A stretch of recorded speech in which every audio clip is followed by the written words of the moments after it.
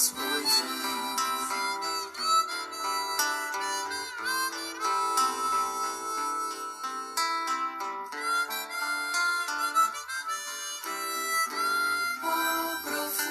Profundidade da riqueza e da sabedoria e conhecimento de Deus. Quão insondáveis seus juízos, inescrutáveis seus caminhos. Quem entendeu a mente do nosso Senhor?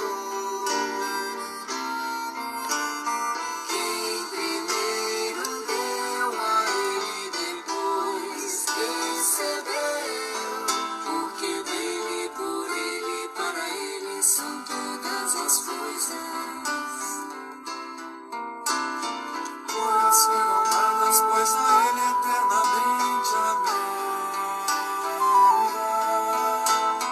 Glórias serão dadas, pois a Ele eternamente, amém.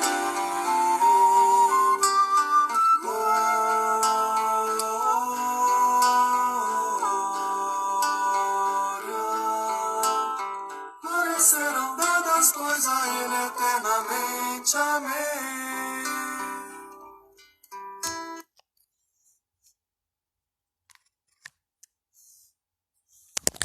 Boa noite, povo de Deus, graça e paz. Mais uma vez, iniciando o nosso estudo, continuando, o nosso estudo de Romanos capítulo 11 hoje.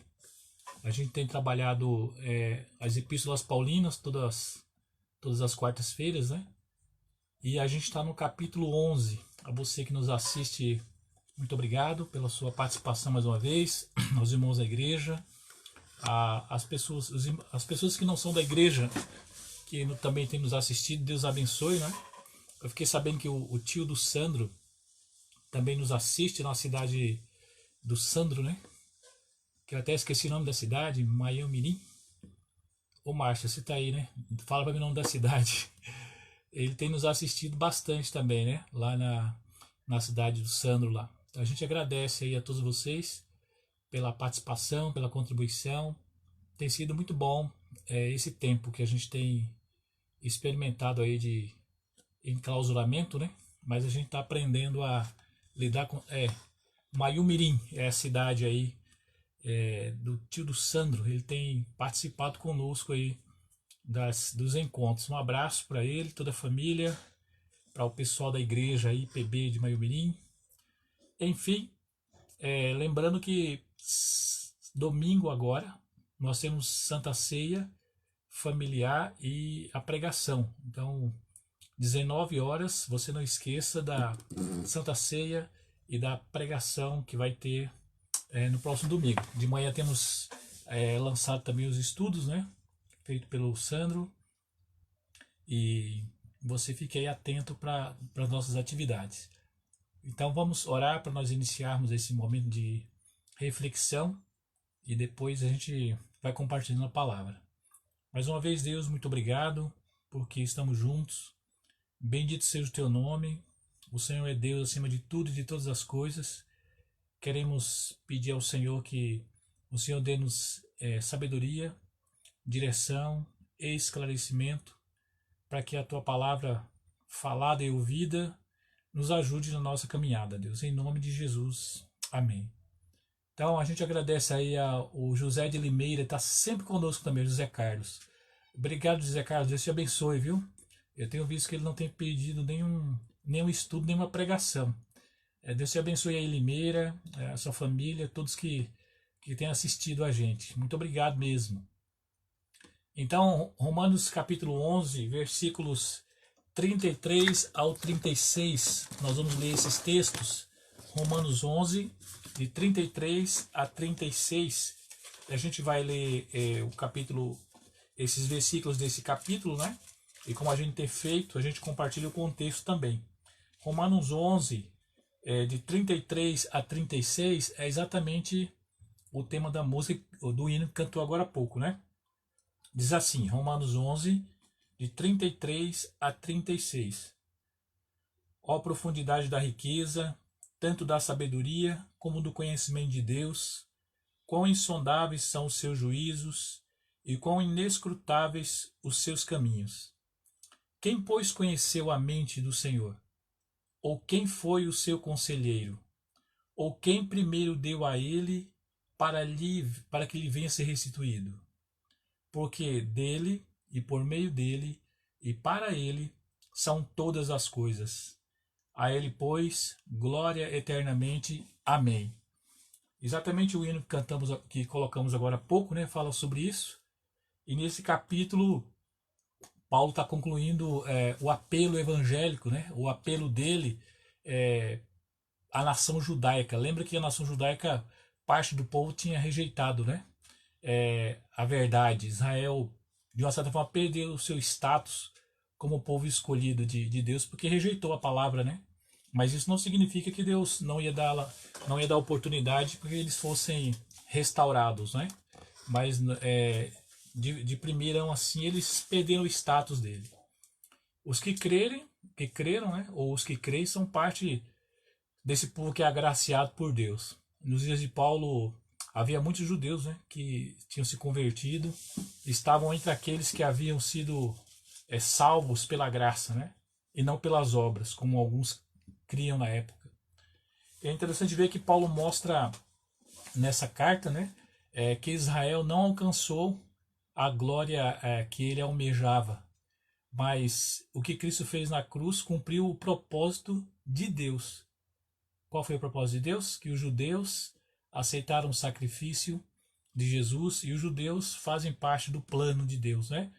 Exatamente nos versículos 7 a 14 do capítulo 11, esse primeiro bloco aí, se encontra exatamente isso que eu estou falando. É interessante que cita Isaías 29:10, né? Quando a gente leu esse texto, lá em Isaías 29:10 diz: porque o Senhor derramou sobre vós um espírito de profundo sono, e fechou os vossos olhos, vendou os profetas e os vossos principais videntes. Se você olhar os versículos 7 a 14, a cegueira lá, né, do povo é mencionado aqui em Isaías, né, 9. Salmo 69:22 também diz assim, né, torne-se a sua mesa diante dele em laço, e para a sua inteira recompensa em ruína. Está falando da dureza de coração do povo, né, que não se rendeu a Deus. E para mostrar que os judeus estavam de fato cegos, adormecidos, esses dois versículos que eu falei para vocês, Isaías 29:10 e Salmo 69:22, para mostrar a dureza do coração, a cegueira do povo, né, que tem relação com Romanos que a gente acabou de ler. Então, um povo adormecido, um povo tornaram-se quase que uma pedra de tropeço, né? E é interessante que essa queda levou, no entanto, à salvação dos gentios, né? Enquanto os judeus achavam que só eles tinham oportunidade de conhecer, os gentios então recebem a salvação, né? Essa grande oportunidade. Mas, de fato, é propósito de Deus usar a obra salvadora dele através dos gentios para, de uma certa forma, provocar um despertar nos judeus, né? De modo que eles aceitassem Jesus como Messias. Paulo mostra que os judeus incrédulos são como ramos que foram quebrados da oliveira. Então os gentios foram enxertados para substituir os judeus. Mais ou menos é isso que o contexto está dizendo.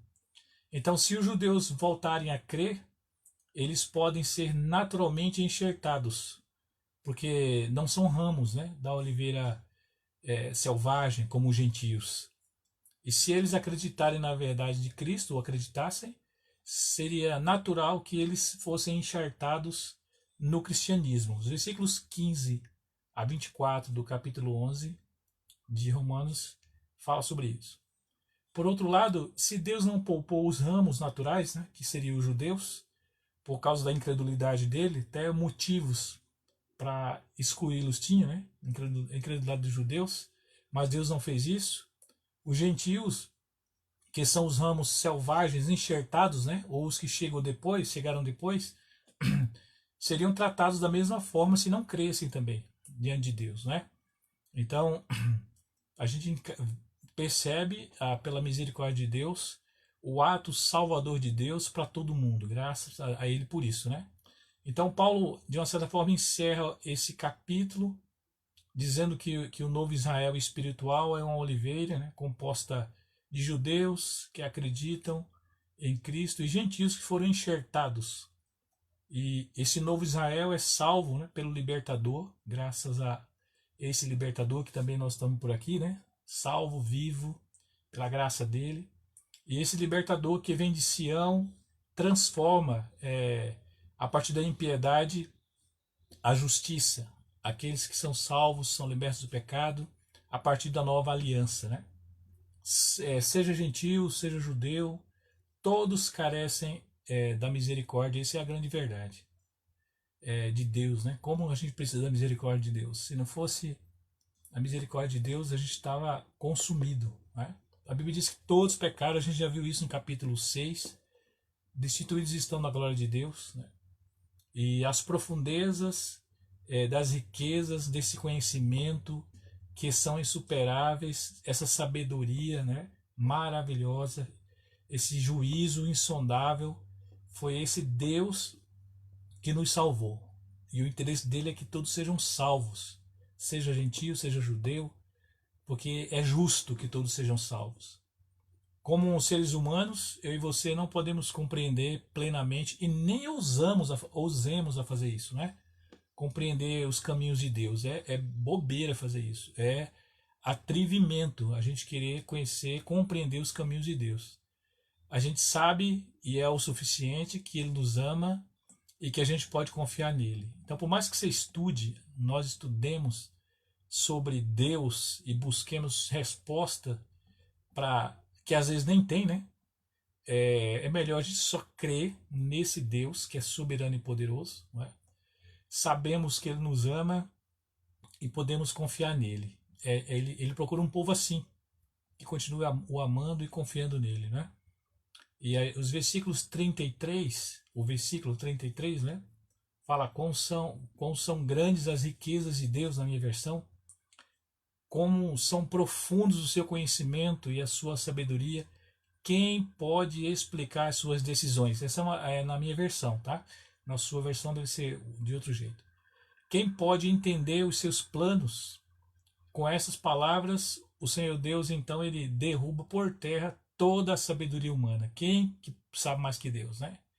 Quem é o ser humano para entender o Criador? No capítulo 9, do verso 20, né? Ele chama a gente de pote de barro, né? O que o barro pode perguntar para o oleiro, né? O barro não tem direito de falar por que você me fez assim. Deus é soberano e criador, né? Deus abençoe Tim, Tânia, Deus te abençoe. Você e sua família, em nome de Jesus. Tânia está com a gente agora também. Então, lá no capítulo 9, versículo 20, ele dá essa ideia do barro, né? A gente é barro. Quem é esse barro para dizer para o oleiro como deve ser feito, né? Como você está me criando? A gente é apenas criatura, né, de Deus, e não somos criadores do universo. É isso que Paulo está querendo dizer no capítulo 11. Deus não nos fez para entendê-lo. É interessante isso, né? Ele nos fez para crer nele, na palavra dele, e amá-lo e servi-lo.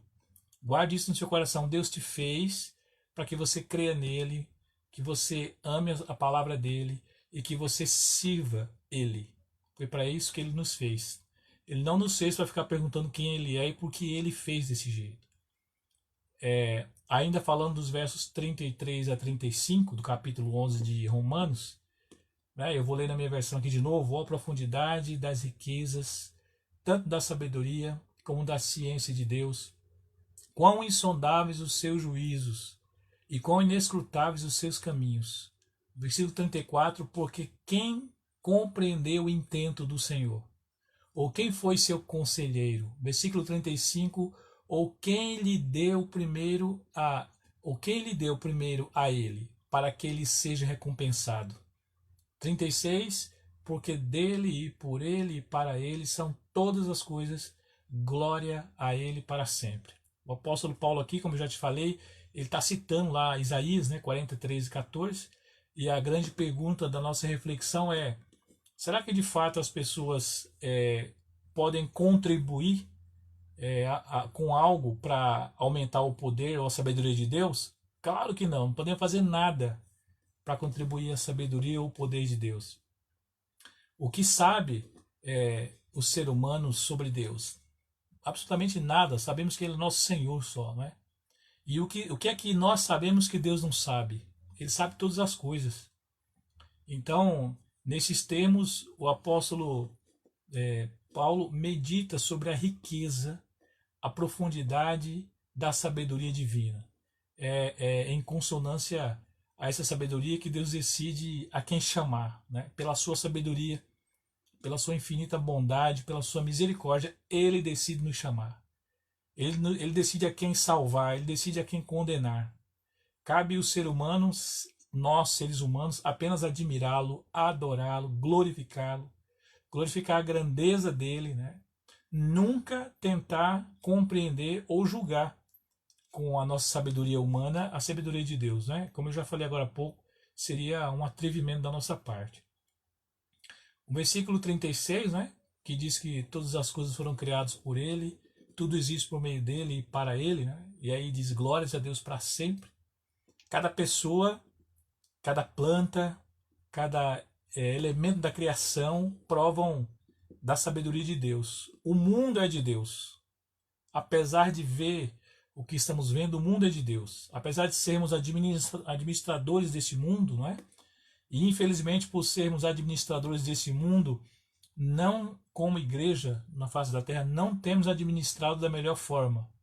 Não temos sido bons mordomos, né? E por isso que tanta coisa ainda continua acontecendo que não devia acontecer. Mas a gente é apenas mordomo, né? A gente é apenas administrador.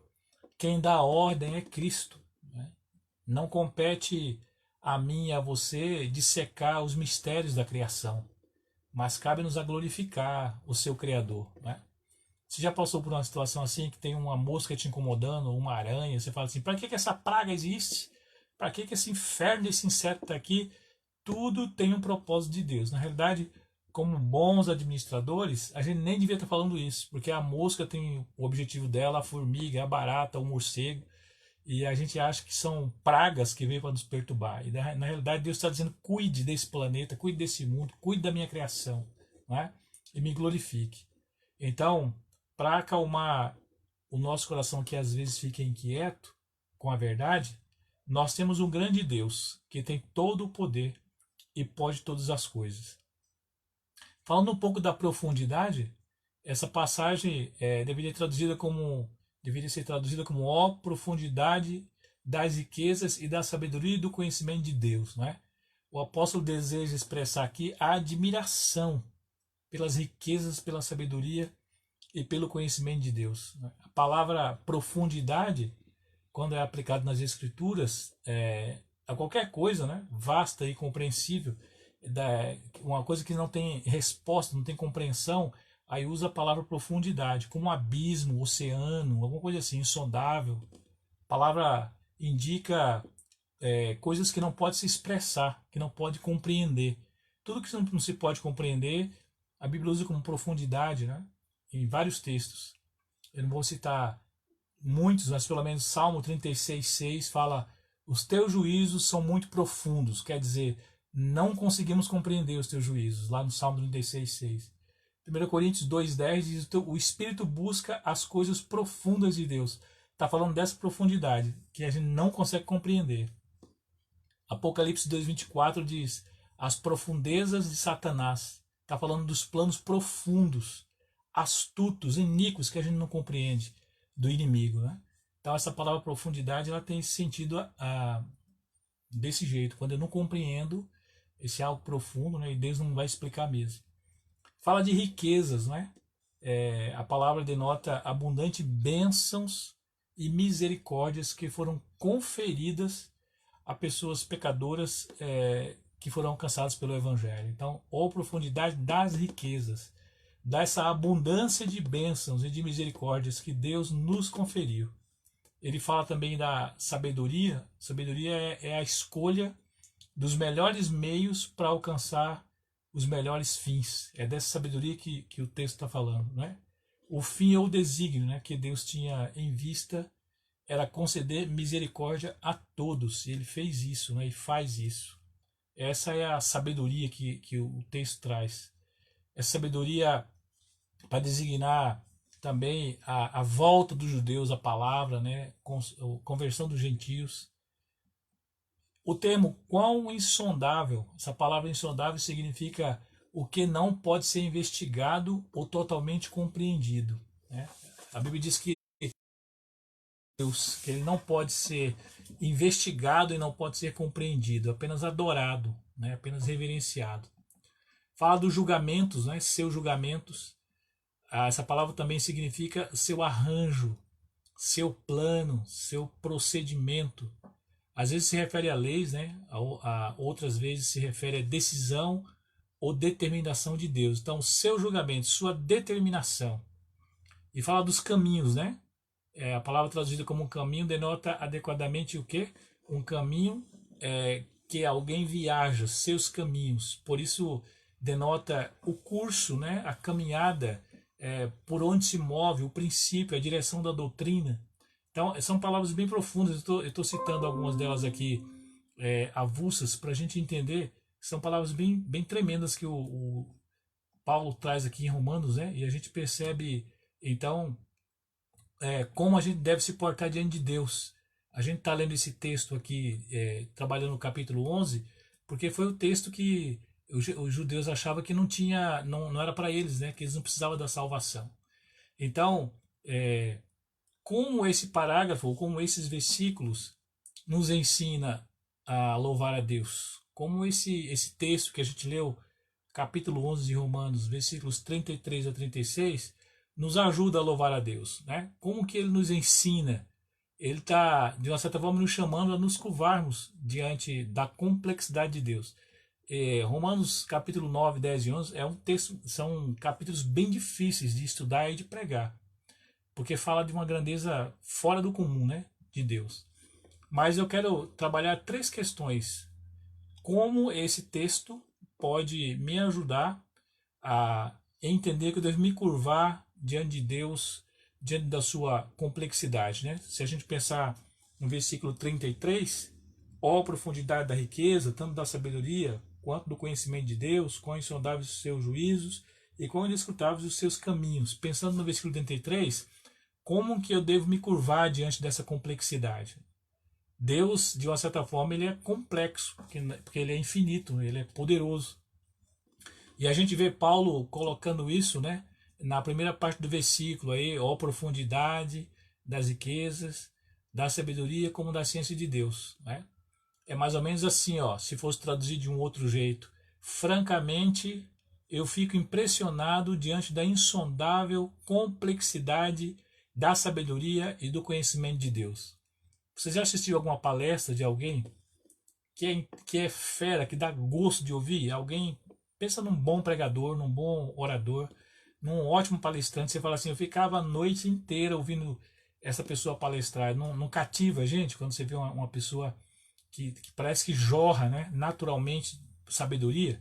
Então, se essa pessoa, que a gente já teve essa experiência, nos impressiona, imagina Deus. Então, o versículo 33, se for trazer para uma linguagem mais próxima da gente, seria isso. Francamente, eu fico impressionado diante da insondável complexidade da sabedoria que você tem. Quer dizer, sabe demais, né? Sabe demais, falando de Deus. Aí uma pergunta, quando foi a última vez que você disse isso acerca de Deus? Quando foi a última vez que eu disse isso acerca desse Criador tão poderoso? Qual foi a última vez que eu e você, ou a última leitura que fizemos, que acabou de ler, você fechou aquele livro, colocou de lado, fechou os olhos e disse, eu fico maravilhado com a insondável complexidade de Deus. Agora a época de quarentena é bom para ler, né? Eu estou num desafio para mim mesmo. Esse desafio eu fiz para mim de ler livros, né? Eu já estou no 4º livro, mas e esse último livro que eu estou lendo, ele fala como ser cristão e por que ser cristão. E quando eu leio os capítulos, é isso que vem na minha mente. Que Deus tremendo, que é isso, não é? Quando Paulo então menciona estar maravilhado com a profundeza e sabedoria e conhecimento de Deus, ele está enfatizando isso, né? Essa insondável profundidade do caráter de Deus. Uma profundidade que não tem fim. É como soltar uma pedra num poço e nunca ouvir essa pedra atingir o fundo, né? Lá de onde você jogou da água, porque parece que não tem fim. Não há fim para as riquezas infinitas e sabedoria de Deus. Não há fim para isso. E a Ele a gente dá glórias por isso, né?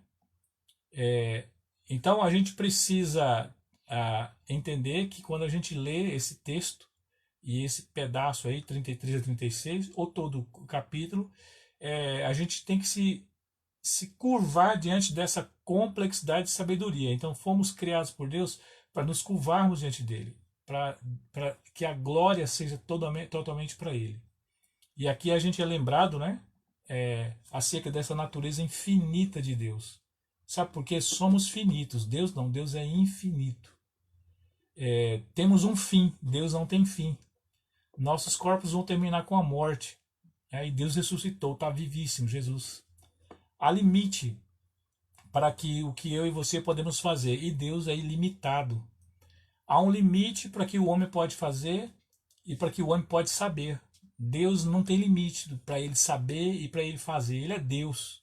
E ele quer que nós nos encurvemos diante da presença dele, porque somos apenas uma criaçãozinha dele, né? Uma criação do Senhor, mas ele é soberano. Então Deus não é finito, ele é infinito. E não adianta estudar o fim de Deus. Deus não tem fim, graças a Deus. Ele é o mesmo ontem, hoje e será eternamente. Não há fim para essa sabedoria de Deus, para esse conhecimento de Deus. Ele conhece todas as coisas em todos os tempos, as coisas passadas, as presentes, as futuras. Ele conhece todas as coisas simultaneamente. Ele é infinito. Nós somos falíveis, nós somos finitos. Então, quando Paulo escreve tudo isso, é para lembrar aos gentios e aos judeus que não há tempo a perder, há um Deus a ser adorado, há um Deus a ser glorificado, há um Deus que devemos seguir e aproveitar essa riqueza dessa sabedoria que é derramada para a nossa vida. Então, eu e você precisamos pensar nisso, né? O que quer dizer isso, né? Que nós nunca vamos conhecer a Deus? Não, nós nunca vamos compreender Deus totalmente.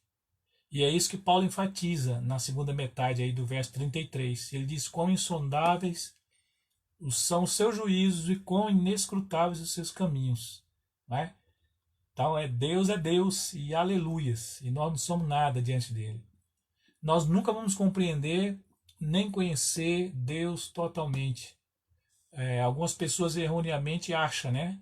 Diz assim: quando eu chegar no céu eu vou saber sobre Deus. Não, nós não vamos saber não. Deus é infinito.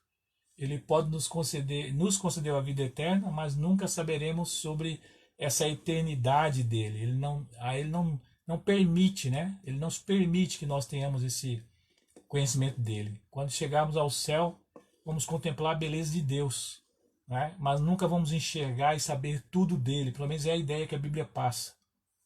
Nunca saberemos tudo dele, porque são profundas as riquezas e sabedorias do conhecimento dele. Como eu já falei, não há limite para ele, ele é extremamente complexo, é infinito, e quando chegarmos ao céu, nós não vamos ter resposta completa para muita coisa. Então eu e você devemos contemplar a beleza de Deus, considerar todos os seus atributos, né? Considerar esse atributo e contemplar como se fosse um diamante multifacetado que nunca é visto em sua plenitude. É para isso que Deus nos chamou, para contemplar essa grandeza e poder dele. Imagine a gente olhar, né, para um diamante assim, que você tenta achar o fim daquele começo lindo e não acha, e só vê beleza e aspecto, né? Cada corte daquele diamante revela algo daquela própria pedra. E agora imaginem contemplar a beleza de Deus, imaginem contemplar o poder de Deus, né? E saber mais sobre o céu. Toda vez que a gente vê, né, essa passagem, a gente fica de fato assim empolgado, saber que esse Deus tem tanto poder, né? E aí eu e você temos esse compromisso, né? De saber quais são, quão insondáveis são os julgamentos, os juízos, as decisões de Deus, né? Tá muito mais além do que a nossa compreensão, a minha e a sua. São caminhos que não podem ser rastreados. O teu celular é rastreado, o meu celular é rastreado, a nossa vida é rastreada, o nosso CPF é rastreado, mas os caminhos de Deus não podem ser rastreados, não podem ser seguidos. A imagem é a de um caçador, né, farejando uma trilha. Depois de muito tempo, o caçador vai rastrear aquilo que está procurando. Mas Deus não acha, Deus não busca, Deus não vai atrás dele. Ele é infinito, né? Nós não podemos rastrear Deus. Os nossos julgamentos, os nossos caminhos, muitas vezes, né, faz a gente tropeçar. Mas os caminhos de Deus não fazem ele tropeçar e ninguém chega, né, nesse caminho. Porque ele é Deus. A mente de Deus é impenetrável. Paulo prossegue para fazer aquela pergunta retórica no versículo 34, né, ele diz: quem conheceu a mente do Senhor? Aí a resposta é: quantos, né? Quantos de nós queríamos conhecer? Quantos voltariam para conhecer a vontade de Deus? Mas ninguém conheceu a mente de Deus. A mente de Deus é impenetrável, é insondável os pensamentos dele. Os pensamentos de Deus vão muito, mas muito além do que o meu e o seu. Paulo vem escrevendo, dizendo isso, né? Então, esse texto, esse capítulo, esse tema me leva a aprender mais que eu devo só me curvar diante de Deus para adorá-lo e servi-lo, né? Eu e você precisamos lembrar que Deus não escolheu uns para que o adorasse, ele escolheu todos para que o adore, porque ele é poderoso demais para isso, né? E sendo um Deus poderoso demais para isso, só resta a mim e a você adorar, servir, né, e glorificar o nome dele, porque ele é tremendo. Então a nós cabe nos encurvarmos diante desse poder, né? Diante dessa grandeza de Deus que a gente está lendo aqui, Romanos capítulo 11, versículos 33 em diante. Só nos resta encurvarmos diante dessa profundidade da riqueza, não é? E se você olhar os versículos 34 e 35, nós devemos nos encurvar também ante a sabedoria, a soberania de Deus.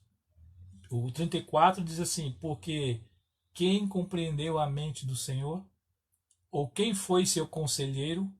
Ou quem lhe deu primeiro para que seja lhe recompensado? Deus é soberano e cabe a mim e a você nos curvarmos diante desse Deus soberano. Ele é um governante independente, completamente autossuficiente, o nosso Deus. Ele não precisa de ninguém, não precisa de nada.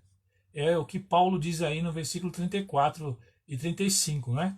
Essas perguntas aí cheias de humor. Quem conheceu a mente de Deus?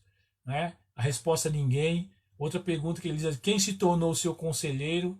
Né? A resposta é ninguém. Quem sabe mais do que Deus para lhe dar conselho? Ninguém. Quem compete, né? Quem é mais competente do que Deus? Ninguém. Então imagine Deus vindo a nós dizendo, né? Ei, eu estou de mãos atadas aqui, me ajude. Eu devia fazer isso ou aquilo, né? O que você acha, fulano? O que você faria? Isso é muito tolo, né? Deus jamais vai fazer isso. Ele é poderoso. Mas dizendo isso, dá para a gente sentir como a gente está cometendo um sacrilégio, né? Quem tem se tornado conselheiro de Deus? Ninguém. Ninguém, porque ele é poderoso. Tem muita gente que está pronta para dizer a Deus o que eles fariam ou o que Deus tinha que fazer, né? Ah, se eu pudesse, eu teria feito isso, aquilo, mudado isso, mudado aquilo. Se eu fosse Deus, tinha feito isso e aquilo. Ainda bem que não somos Deus, por isso que nada vai mudar, né? Além daquilo que ele já falou. Então, às vezes a gente se coloca no lugar de Deus para criar umas revoltas, né? Se eu fosse Deus, não teria permitido que, sei lá, isso acontecesse, que a criança nascesse deficiente, essas coisas que a gente sempre ouve, né? a gente precisa só prestar um pouco mais de atenção no que a gente fala, porque o Criador é Deus, né? Eu e você não estamos em posição, graças a Ele, de aconselhar aquele que nos deu o cérebro, né? Que a gente está usando. Foi Ele que nos deu a vida. E quem somos nós para nos colocar numa posição de ensinar esse Criador? Então a gente precisa se curvar diante desse Deus que é cheio de riqueza. A gente precisa se curvar diante desse Deus que é soberano, né? E no versículo 35 ainda fala: ou quem primeiro deu a ele que pode ser recompensado, né? Então, é mais ou menos eu querer esperar alguma coisa de Deus porque eu ajudei Deus. Isso não existe, né? Então, Deus nunca diz obrigado. Tem gente que às vezes acha que Deus tem que dizer, né? Ó, obrigado, meu filho, porque você é muito legal, não é? O que Deus faria de mim, como Deus vai me cuidar, de fato Deus não precisa não dizer obrigado, porque Ele é o nosso Criador. Do ponto de vista de soberania, eu estou falando, né? E é isso que torna eu e você mais sensíveis, quando a gente entende que a nossa posição diante do Criador é adorá-lo, glorificar e servir. Por isso que a pregação aí para os judeus e para os gentios era de tremenda importância, porque Deus queria um povo que estivesse entendendo quem ele era, pelo menos, né? O verso 36, que vai nos dar a ideia de que eu preciso me curvar diante da sua glória. Então, o que a gente está vendo nessa noite? Um contexto de um Israel que não teve sucesso, o povo, porque endureceu o coração e não quis se voltar para Deus. Os gentios entra, ganha, tem essa experiência de salvação e serve a Deus com alegria. E por misericórdia, Deus atende, né, o pedido daquele coração que outrora era endurecido, e aí parte dos judeus tornam-se cristãos, e Deus queria que naquela época eles entendessem, e quer que você entendamos hoje, que diante a riqueza dele, eu preciso me curvar e adorar, porque ele é poderoso. Diante a soberania dele, eu tenho que me curvar, não tenho que perguntar quem ele é, o que ele fez, mas adorá-lo. E no versículo 36, devo me curvar diante da glória dele, né? Perceba que diz que tudo diz tudo sobre ele, né? Tudo vem dele, por ele e para ele, né? Então tudo existe para Deus. Isso significa que tudo existe para o propósito dele, para que ele seja louvado. Todas as coisas existem através dele e para a glória dele. Eu e você estamos nesse planeta para a glória de Deus. Você veio dele para a glória de Deus. Você foi criado por ele para a glória de Deus. Você vive através dele para a glória dele. Eu e você devemos viver a nossa vida por ele, para a glória dele sempre. Nós não existimos para ele e aí estamos aqui por ele sem nenhum propósito, né? Tudo isso tem um grande propósito de Deus na minha e na sua vida. Existimos para glorificar Deus. Existimos para servir a Deus com um propósito. Aprove Deus, na sua tremenda sabedoria, nos abençoar, nos chamar, nos fortalecer com o poder dele e a palavra dele. E a gente só tem que agradecer a Deus por isso, por esse Deus cheio de beleza, cheio de poder, cheio de majestade, né? E em busca de pecadores como eu e você, que nem temos de fato merecimento para isso, apesar de que não é por merecimento, mas se a gente for olhar do ponto de vista humano, nós nem temos merecimento, né, que Deus nos deu. Então, para concluir, nesse capítulo, Paulo está fazendo um apelo à nação judaica. Israel perder seu status como povo escolhido porque eles rejeitaram, né, a Cristo, mas não significa que Deus rejeitou eles, né, os judeus, individualmente. Os que creram fazem parte da graça de Deus, né? Paulo havia percebido que muitos judeus tinham vindo até Cristo, né? Portanto estavam entre aqueles que haviam sido salvos. Então, Paulo também mostra que Israel não alcançara a glória que almejava, mas Cristo na cruz cumpriu o propósito dele para salvar tanto judeu como gentio, e a gente viu agora há pouco isso, né? Dentro do contexto, a gente viu as grandezas de Deus, né? Quão profundo é o conhecimento dele, nos versículos 33 em diante do capítulo 11, e trabalhamos algumas palavras como profundidade, não é? Que tem a ver com riqueza, sabedoria, a profundidade que tem a ver com o tremendo conhecimento de Deus, a riqueza que tem a ver com misericórdias, abundantes poder e misericórdia de Deus para a nossa vida, né?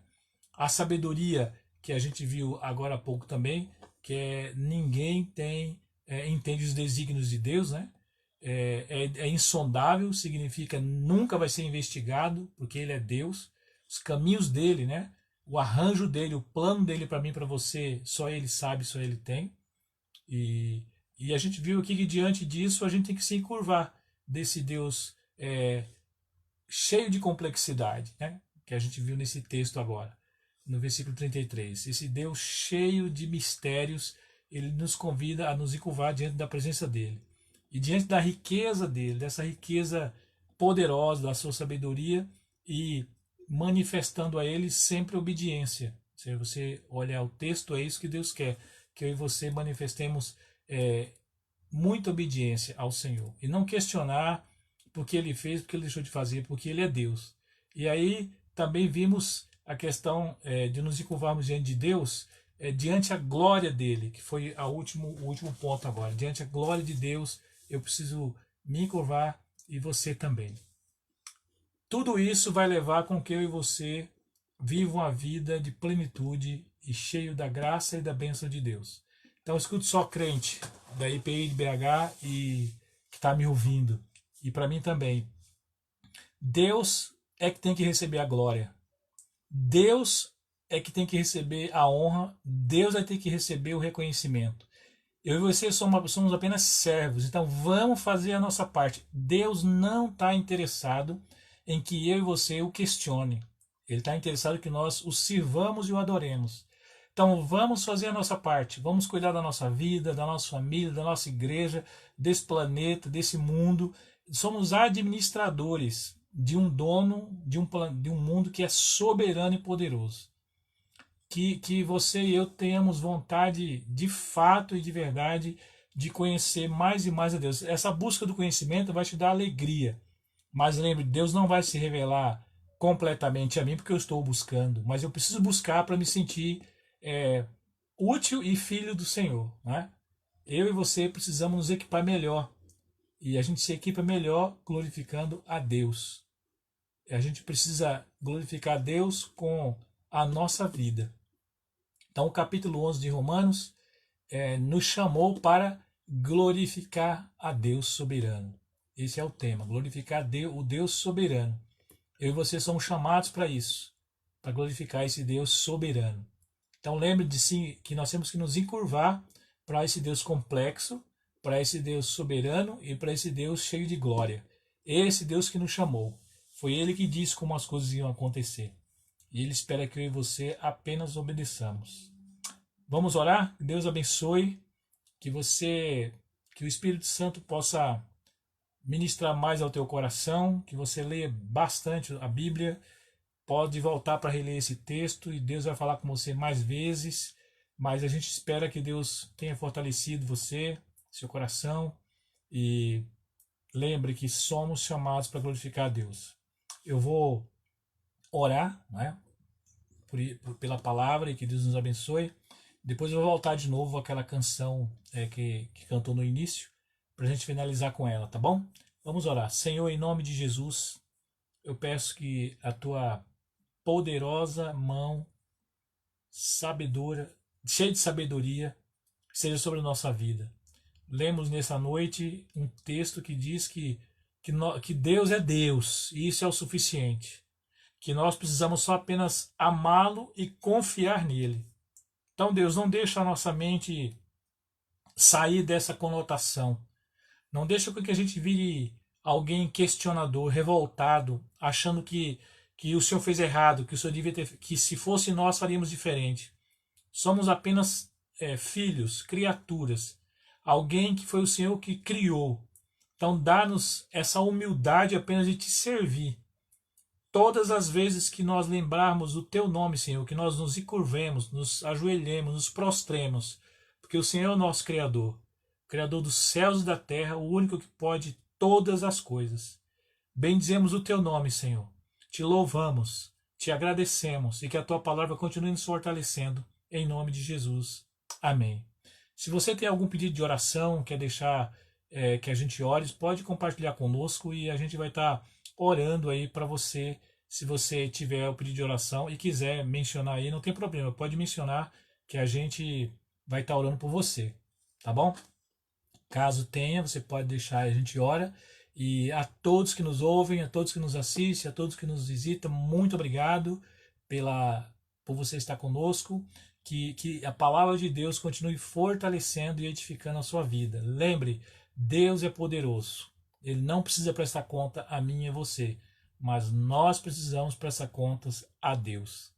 Então eu vou mais uma vez fazer a oração final, impetrando a bênção, e vou deixar aí o finalzinho, esses minutos finais, de novo com aquela canção que a gente começou que a gente colocou agora há pouco, tá bom? Que Deus possa conduzir vocês em graça e bondade e misericórdia. Que a bênção do Senhor poderoso, soberano, atinja cada coração e que a paz de Deus, que excede todo entendimento, guarde todos que nos ouvem nessa hora, em Cristo Jesus. Amém. Ouça aí um pouco da canção que a gente estava colocando agora há pouco.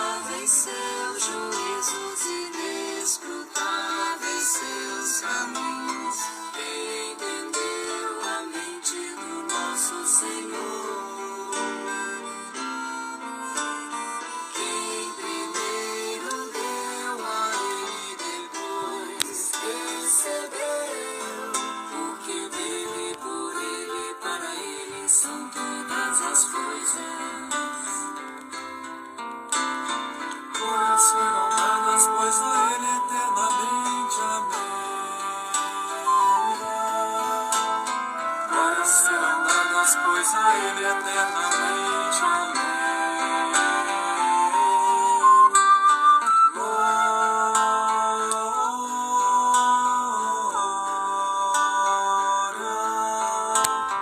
Glórias serão dadas, pois a Ele eternamente, amém.